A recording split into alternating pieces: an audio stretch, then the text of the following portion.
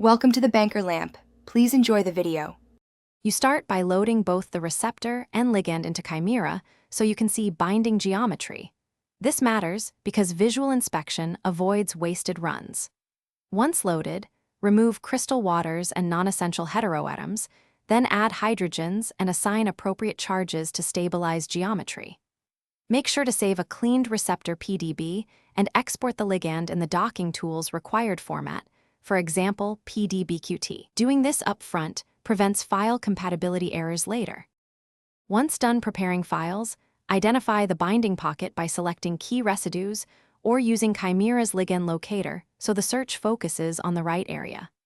Then set your grid box center around that pocket and pick sensible dimensions so you cover the site without wasting search space.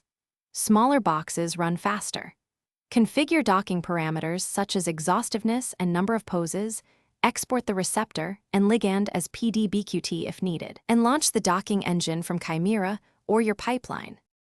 When docking completes, load the top poses into Chimera to evaluate orientations and key interactions so you understand why a pose scored well. This is where visual checks complement scores. Compare predicted energies, hydrogen bonds, and steric clashes across poses, and refine the grid or ligand rotatable bonds if results look off. If things go wrong, first verify file formats and charges, then expand or shift the box and reduce ligand rigid constraints before rerunning to catch common. Thanks for watching. If this was helpful, leave a like and consider subscribing. See you next time.